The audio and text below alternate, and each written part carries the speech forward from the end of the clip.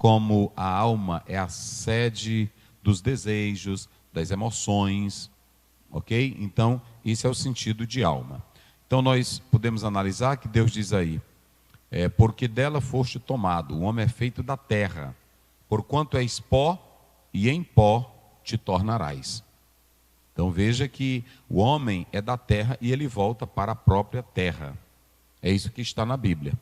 Então, a morte, ela veio ao ser humano. E aqui a morte, thanatos, é a palavra no nominativo, que é um substantivo, que aqui no próprio texto está falando disso. Mas a morte, ela tem um poder. A morte, ela tem um poder. O poder que é dado para a morte é aquele poder que é chamado de poder sombrio, poder das trevas, poder de um mundo terrível e horrível. Esse é o sentido da morte, como ela tendo um poder, que fala de um mundo inferior, a habitação dos mortos, né?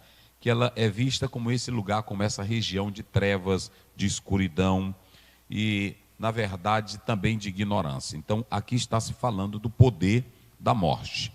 Enquanto você tem a morte que acontece como a separação do corpo da alma, é claro que tem muitos teólogos que são da visão tricotômica e outros da dicotômica. Ou seja, os judeus acreditavam que o ser humano ele é composto de corpo e alma. E a alma também exerce a função do espírito. E essa questão da alma, ela é bem ambígua na Bíblia. Às vezes você tem a alma como pessoa. A Bíblia diz que desceram 70 pessoas para o Egito. Há traduções que dizem, desceram 70 almas. Mas ali não é alma desencarnada, ali é pessoas. No Salmo 53 diz assim, ele derramará a sua alma. Ali está falando do sacrifício de Jesus Cristo.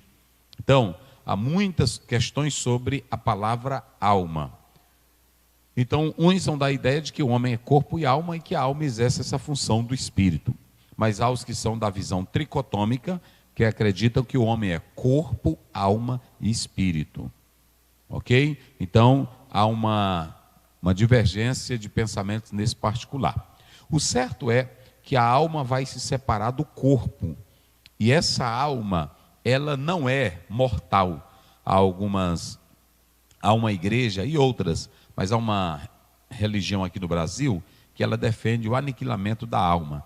Diz que depois que morre acaba-se tudo. E não é bem assim.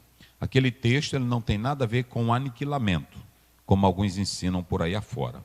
Você tem também um lado metafórico, né, que fala da morte como a miséria da alma, que ela vem por causa do pecado, começa na terra, mas ela continua, ela aumenta depois da morte do corpo lá no inferno. Então você tem esse lado metafórico.